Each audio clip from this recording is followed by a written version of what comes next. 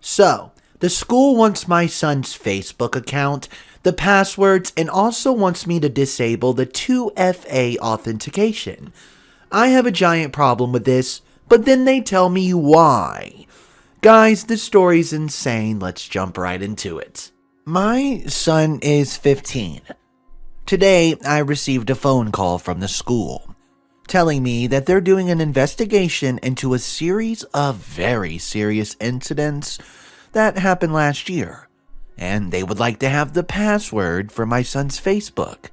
Also, asking me to disable two-step verification if his account has it. They also said it would be really a good help if I hand over any phones, tablets, or computers that my son had access to, removing any passcode or login restriction.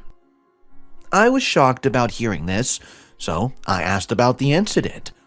I was told they cannot tell me since it doesn't directly concern my son, that they only seek to see if there has been any mention of it in the communications that my son's had with his friends, which might help them uncover something. I declined. Told them I'm happy to talk to them about the incident in person if it concerns my son, but other than that, this is very unreasonable and really none of your business. I was told something along the lines of, quote, I strongly recommend you help us. This is a very serious matter for a few other students, and to be honest, with your refusal, we will have some consequences. I'm mostly talking about your son's future at the school, in the upcoming school year, and also potentially legal battle. I really hope you cooperate for all our sake. I told her to send us what they want in writing. She said that she hopes we're not trying to make this difficult as, quote, lives are on the line here.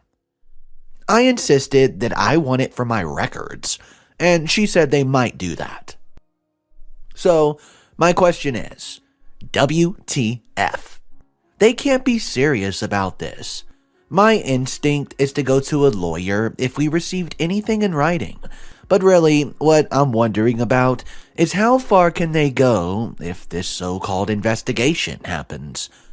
Let's say when school starts, my son takes a phone or an iPad to school. Can they just confiscate it and look through it?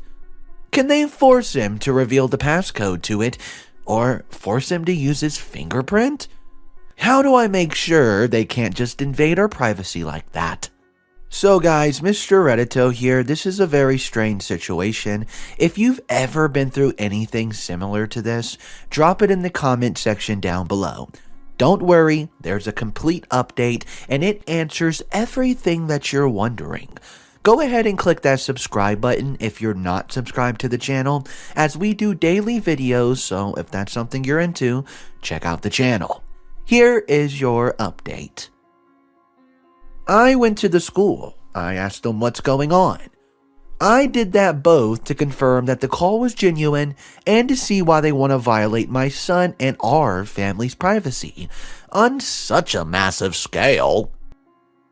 First, the call was genuine and it wasn't a scam. Second, the principal explained the situation to me. It had to do with another student who attempted suicide because of bullying during the summer. Thank goodness she's now alright and has since moved to another school.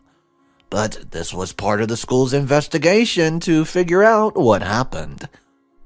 When I asked how is it any of my son's business, they said that they've seen them hang out together, and while they don't think my son was involved in the bullying, they'd like to read his conversations with her because she may have confided in him about the students involved in bullying.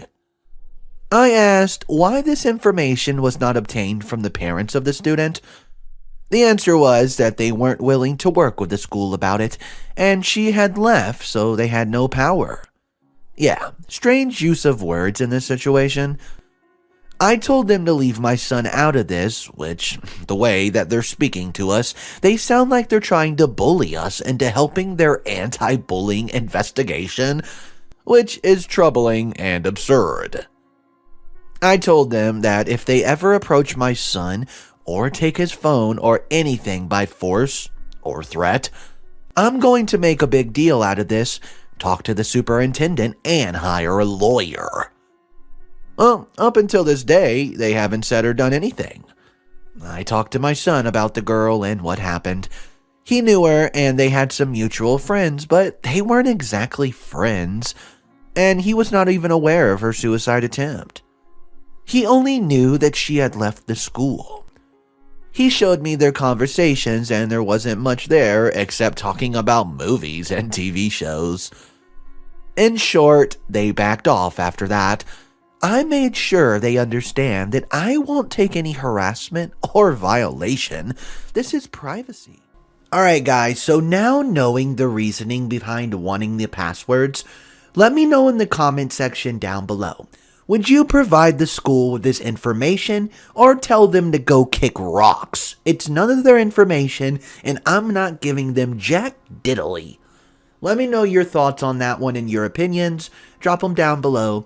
The next story we're going to look at, title is, OP's family demands he lends his camper to his sister.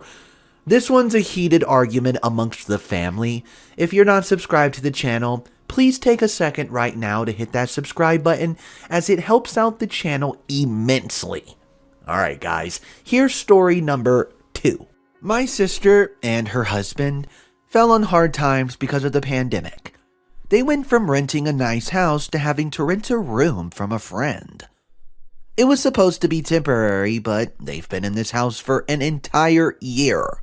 And he did not even have more than one room to spare to rent to them. I have a family of my own and my house is full, so I did not want them living with me. But I have a vintage camper trailer in my backyard. One of those small ones they called a canned ham. You know, that type. It had various repairs done over the years, including redoing the floors and ceiling, as well as getting a new axle. And in all, it's pretty decent condition for being 50 years old. I take this camper on yearly trips with friends, and on camping trips with my family. And I'm very anal about its upkeep. My sister, though, has asked to borrow the camper numerous times, to put in her friend's backyard so her teenage son could have some privacy, and use it as a personal bedroom. But I know my nephew, he's destructive with everything, and would turn my camper into a total mess. I'm certain they would not want to give it back whenever I need it, because he's already been living in it. I know they can't simply go out and get a camper of their own, because one is unusable condition. They're not very cheap. And right now, they're trying to save every extra dime to get back on their feet. Recently, my sister has gotten our parents involved, and they think I should lend them the camper, but I've since refused. They won't let up and seem to think that if they keep hounding me as a collective, they'll get it. But I haven't gave in. My wife is on my side and has refused to let my sister and brother-in-law in when I wasn't home. They have a vehicle that can literally tow the camper, so I don't trust them to not take it if they can get into my backyard. My house also has cameras, and my sister and brother-in-law are aware of them now. They say that I'm the a-hole because I only used to camper a few times a year, and they need it now. But I worry that they would not want to give it back, much less return it in the same condition. I firmly believe that I'm right, but with my parents and sister constantly breathing down my neck, I thought I'd come here for an unbiased opinion. Am I the a-hole for not lending them my camper? A little extra info. I did suggest they get my nephew a tent, but they shot that idea down quickly and called a tent just temporary. If anything, that just felt like another red flag to me. More info. Our parents do not live close anymore. They moved several states away to retire a few years ago. Alright, here's the update. I showed my sister and brother-in-law this post after getting the verdict. My parents have seen it as well, and they are all very unhappy with me. But my parents have backed off and say they won't bother me with it again. I also spoke with my sister alone and went through the rough estimates of what possible repairs the camper would be, should my nephew damage it. My sister was not happy to see those numbers. Then I called her out on how they'd likely not want to return the camper when I need it.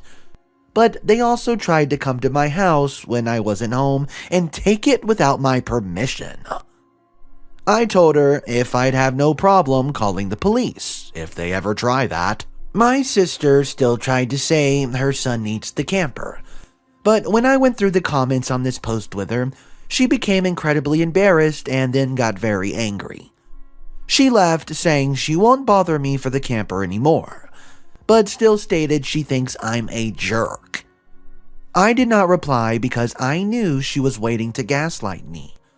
Just waved her goodbye and she left. My brother-in-law called me shortly after to yell at me, but he had no leg to stand on other than they want it. I told him I'd contribute $100 for a tent, but they're on their own for the rest. They actually agreed to the $100, so I guess my nephew is getting a tent to live in. Well, this is a weird situation. All I'm going to say on this matter is, I bet that kid did not get a new tent with that $100. Let me know what you think that $100 really went towards. Drop your thoughts in the comments section below, guys. Thank you so much for tuning in to today's video. I hope you're subscribed because we do this every single day. I would love to see you here for some tomorrow type of action. You guys have a wonderful day and I'll catch you later.